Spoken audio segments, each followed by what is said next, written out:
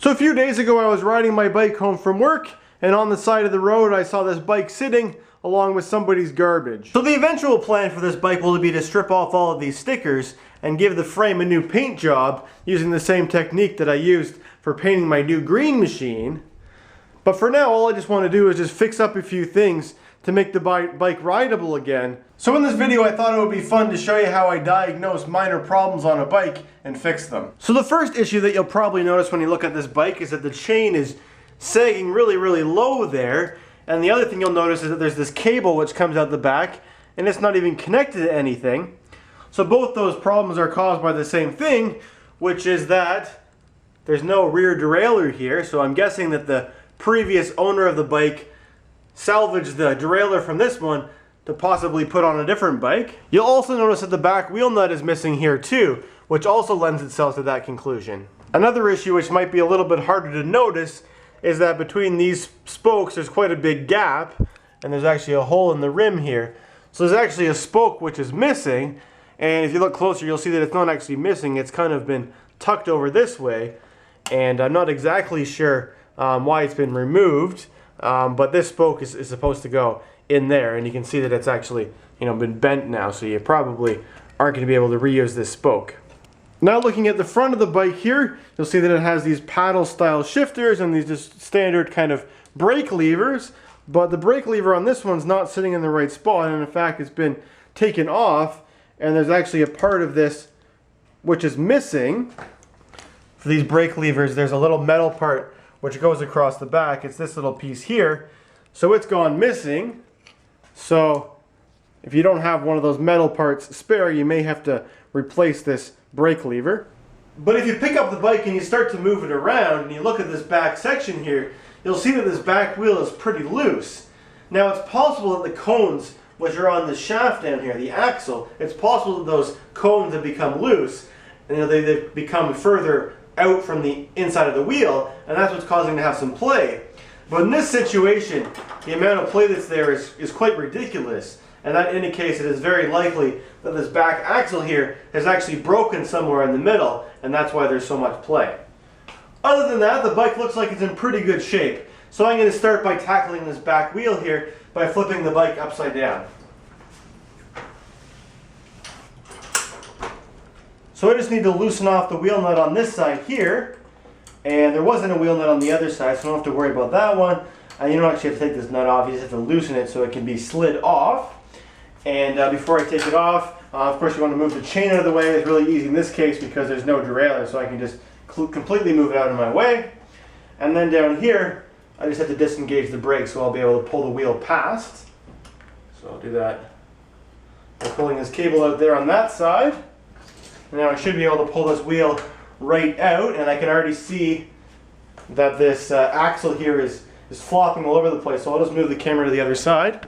So as I'm taking this out, I'm going to be really careful to keep this axle kind of where it's supposed to be, because that'll keep the ball bearings from falling out. But yeah, you can see this piece of the axle is completely separated from the one on the other side, so I'll just take that wheel out. So that's what that broken axle looks like.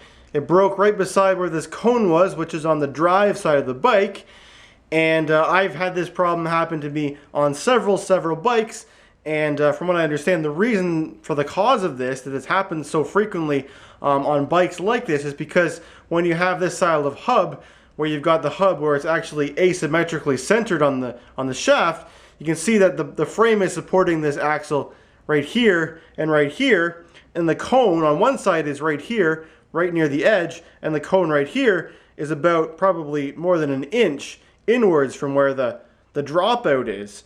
So it's asymmetrically balanced on this shaft here, so it starts to bend in the middle here, and that's why it breaks. So I do actually have spare axles that I could use to replace the one that I broke in here, but in this particular situation I don't necessarily want to put a good axle in this wheel because it's already got some issues with it. It's already got this broken spoke in there. It's also a steel rim as opposed to an aluminum one, and I have an aluminum rim, a spare one here that I can use instead for my quick and dirty test. So as I said, I'm going to be using this aluminum rim on the bike for my test ride, but there's a good chance if I just put this on here like this, using this chain and this cassette, there's a good chance that there's going to be quite a bit of skipping of the chain on here, because this chain and this cassette have never been ridden together at the same time, so it means that they probably worn at a different rate. So what I'm going to do is I'm going to take the cassette from the wheel that used to be on this bike and used to work with this chain here, and I'll switch them so I'll be able to ride this bike for my test ride. So I'm going to start by removing the freewheel from this wheel here, and if I look inside I can see that it's a Shimano freewheel, and that means that I use my Park Tool FR1, which is designed for Shimano freewheels, and it just fits nicely inside there.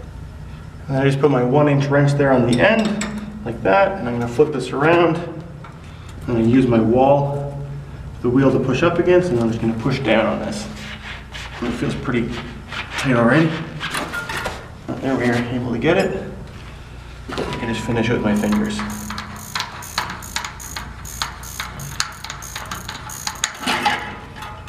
Like that. So now I'm going to repeat the same procedure for this wheel here, but the problem is this wheel right now doesn't have a tire on it, and I figure if I have to put a lot of force into getting this off, it would be good to have a tire on it for if I have to press it up against the wall. And since I'm going to be using this, I'm going to need to have a tire on here eventually anyways. So I do have a tire which goes on there, but I'm just going to use the inner tube which was in that wheel there, since it seems to be holding air pretty well as it is right now.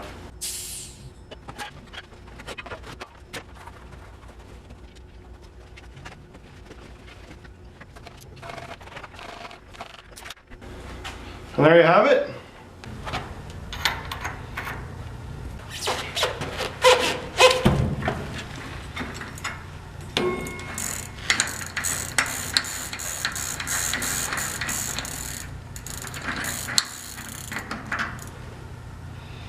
Alright, so my back wheel is now ready to go. It's got the right cassette on, which hopefully should work properly with the chain that I've got here. But before I put my back wheel on, I might as well put a derailleur on back here. So I had this one sitting in my parts bin, which hopefully should work properly on this bike here. If you're curious how I get parts like this, it really just comes from bikes like this that I see sitting on the side of the road.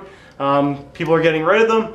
I'll bring them home, and if there's really they're beyond fixing, then I'll just take the parts on them that are good and save them for this sort of a situation. So here is my rear derailleur, which I can put on here. The way these get held on, pretty well, this style at least of derailleur, it has this little C bracket here which matches up with the C which is down here, and it's got this special little clamp thing, like I said, just a bolt with a special shaped nut on the end of it, which clamps this on there. So this nut just gets slid in there like this. It's a bit tight. Let me just loosen this bolt a little bit so it'll be easier to put on, like that. Put that through there. That slides on like that. And there's just a little bolt over here, which I guess takes a 9mm socket. I like this little Y tool. It's very handy for doing little things like this. A little bit more handy than a full ratchet handle, just because you don't need a whole lot of torque for small little things like this. So as you're tightening, you just make sure you have these two slots here so they're lined up so that the axle will be able to go in there. Just put that on fairly tightly so it'll stay put, like so. And normally what you do is you can take, there's two bolts in this derailleur here, and that's what enables you to be able to thread the chain through. You take off this back plate which is back here, but in this case I think it's going to be easier just to use a chain brake and break my chain and then thread it through properly and then break it back together again. So I'll do that eventually, but this is the cable which goes to the derailleur. So this is down here where the barrel adjuster is. So I'll just stick the end of cable that was left on here inside there, and you can see, wow, this is there's a lot of extra slack on this piece here. I might have to replace this with a shorter piece of cable. And then this piece here gets clamped down onto this part of the derailleur. Now before I tighten that, I should make sure that I have, at the front, I have my shifter for the back so that it's in the, I guess the highest gear, so that it's, you know, the cable is let out the furthest. So I'm going to go and do that up there. There we go. I'll just push this in here. Before I do that, I should tighten this barrel adjuster in so that if I need to tighten it up, I'll be able to. So that goes in there like that.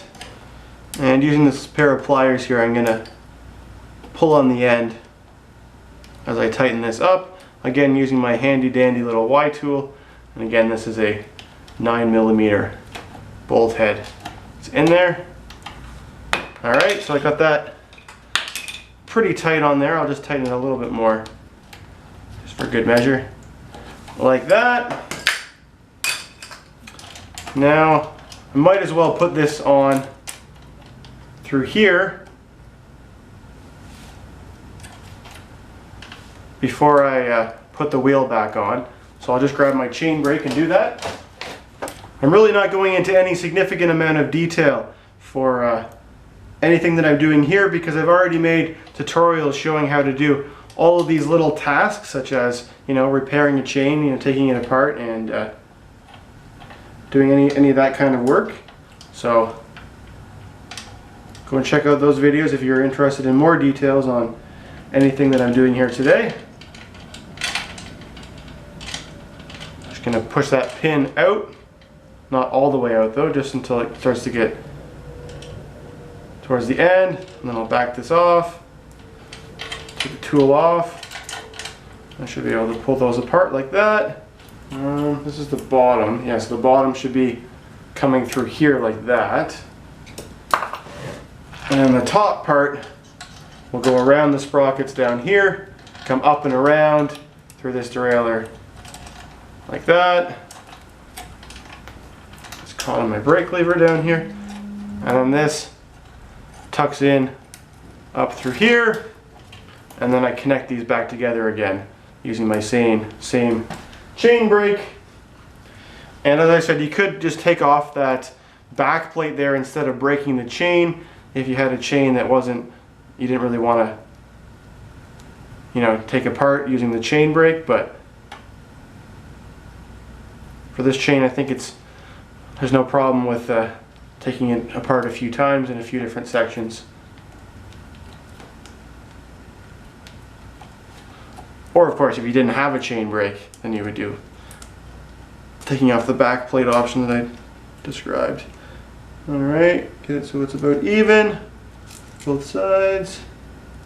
I'll just wiggle this back and forth, free up, make a little bit of a gap. People have commented on my chain brake video that what I'm doing here is wrong because I should be using lubricant to fix this problem. Well, it has nothing to do with getting lubricant in there. What you're doing is these two outer pieces of the chain are pinching in on that outside one. So by wiggling it back and forth, what you're doing is you are prying them apart a little bit so they're no longer going to be like that. You're going to unpinch them essentially on the pin.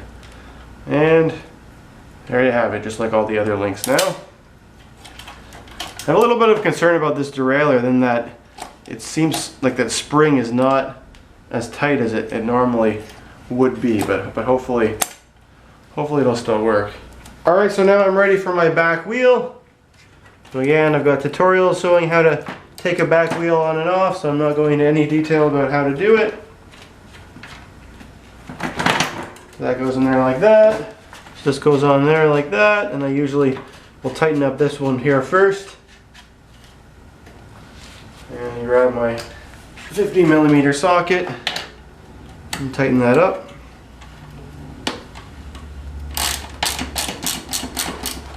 Like so.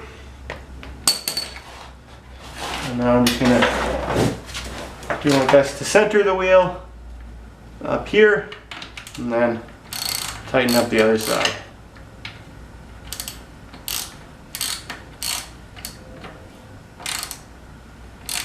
And there we have it.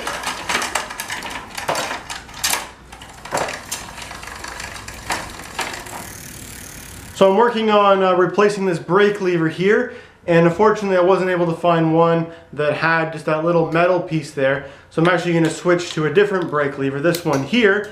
They look fairly similar. You probably won't notice that they're different when you're actually riding the bike, but the only inconvenient thing about this one is that this plastic piece goes all the way. There's no segments, so to be able to slide this on, I had to first take off the handlebar grip, which sometimes is a challenge. I was able to get this one off without cutting it using the technique that I've shown in other videos, or in one of my other videos in the past, where all I do is I move my other components around my handlebars, like my shifter, all the way over to the left, and then it allows me to get my adjustable wrench on here, and then it allows me to move this back and forth, and when I go this way, the mass of the wrench just pushes this little bits, and then it comes off like hammering it off, basically. So with that off, I'm now able to slide on this new one here. I guess before I do that, I should switch the cables over.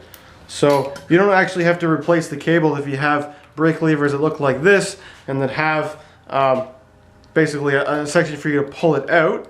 So all I have to do is line up these little slots here in the end, with the end. Just get it to where I need it.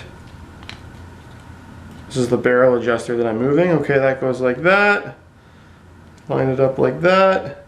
And then I just pull this end part. So basically what I've done is I've lined up the channel in all of these. So I just have to pull this brake lever back and out, and then I can pull the cable out of there, and then I just have to twist it, and then I can pull it out from there. And then I still have a cable in this one here. I think this one's probably a little bit easier to do, but again, just line up these little sections in there, and then pull this guy out. And then I'm going to put this in, so start by doing that. And I'll line these up. Now I need a little bit of extra slack on here, so I'll just go reach back. You won't be able to see it, but I will just basically just push some slack cable through there to allow me to be able to pull it back and out that way. And then I can just tighten these back up again. And I can slide this on here to approximately where the old one was, which I think was something like that. And I took the bolt out that goes in there, so that goes in there. And I should tighten on with an Allen key. Guessing this size right here. I'm just trying to match the angle that I have over there with that one. In the right spot. Like that, I think should be good. Tighten that on. And I can move my gear shifter back over here. Again, try and match the angle that I have down there with the other side. And I'll tighten this up.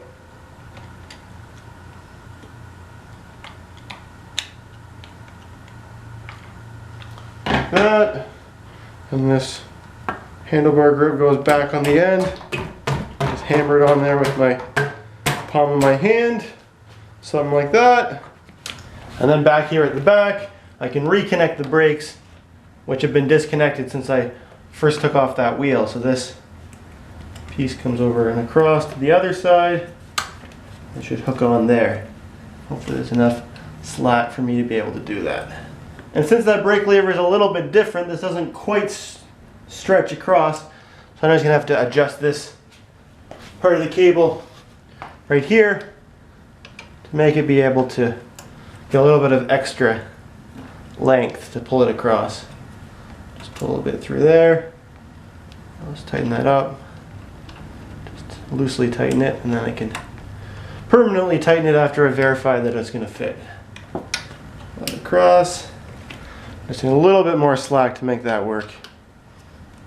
Never liked these brakes quite as much as I like V-brakes, which is the thing that came out after them and pretty much replaced them. There we go, that's plenty of slack. I can just, yeah, that's a good amount of slack. So I'll just tighten this up now permanently. Test my brakes out up here, and they close and lock on the wheel. Alright, so now that I got all the minor things corrected, I've come outside with the bike and I'm just going to take it for a little bit of a test ride.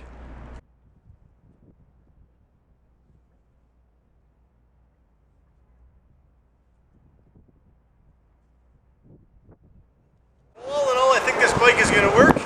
Anyway, I hope you enjoyed joining me and watching me fix up this bike today. Please leave a comment below and let me know what you thought of this video, and thanks for watching.